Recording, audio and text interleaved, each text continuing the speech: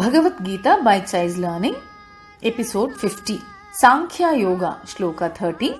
Question: Who am I? In the last episode, we discussed that the soul is beyond human comprehension. Let me explain why. The soul is not an object of comprehension because it cannot be perceived by the sense organs. We cannot hear, touch, see, or feel the soul. We cannot explain the soul with the help of language, spoken or written. The soul can be perceived only by experiencing self. A very good example I've heard from Swami Sarvapriyananda is, imagine you are in a room which is pitch dark, even without a small ray of light. If someone asks you, "Hey, are you there?" would you say, "Wait, I will switch on the light to check if I am there," or "Let me ask someone to make sure that I am here"? It would be silly and ridiculous, isn't it? Similarly, to recognize the soul, we do not need the help of any external assurance. We are alive and experiencing life because of the reality of the soul within the prana force, which is allowing us to experience life and perform activities. Dehi nityam avadhyoyam dehe sarvasya bharata tasmat sarvani bhutani natvam shochitumarhasi. O Arjuna, the soul that dwells within the body is immortal. Therefore, you should not mourn for anyone. The verse 30 is a kind of summary of the learning we have received till now. Dehi means the dweller, the soul, which is immortal, and only the physical body is mortal. So mourning is unnecessary is Krishna's message. When we apply this learning in a practical way, life becomes meaningful and easy. Let me explain with a few examples.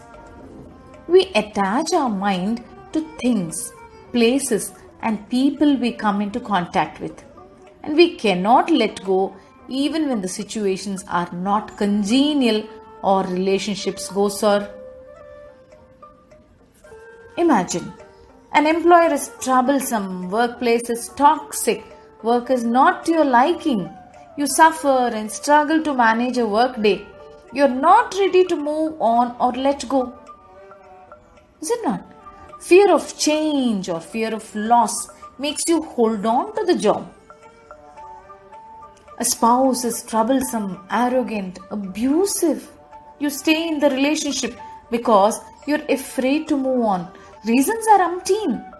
Children, society, parents, relatives. What will people say? How will I manage alone? And so on. You're struggling hard to complete a course which you took up not to displease your parents.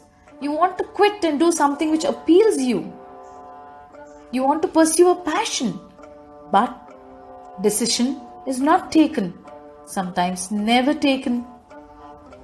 When you are objective in your thought, fearless in your approach, and follow your inner calling, you will be sure of the decisions you take, is it not? You will be willing to embrace the challenges you might face due to the decisions you take, and due to which you will have no regrets in life. When a person is emotionally secure, independent in thought, has ethics, his peace of mind is assured and insured. According to Bronnie Ware, who has written the book The Top 5 Regrets of the Dying, the regret which tops the list, which is number 1, I wish I had the courage to live a life true to myself, not the life others expected of me. This is a common regret expressed by many people in the fag end of their life.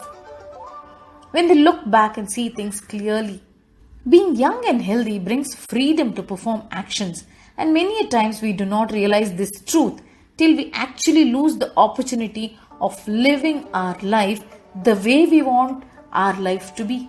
Life is one large experience where we stitch together multiple small experiences, is it not? Sri Krishna wants Arjuna to understand this fact. that he needs to be fearless in his approach. He needs to stick to the decision which he has taken. He needs to enter the war ground with an objective approach. Even we are like Arjuna. We are caught in confusion many a times. We are contemplating whether we are doing the right thing or not, whether we need to move ahead with our decision which we have already taken or not. Is it not?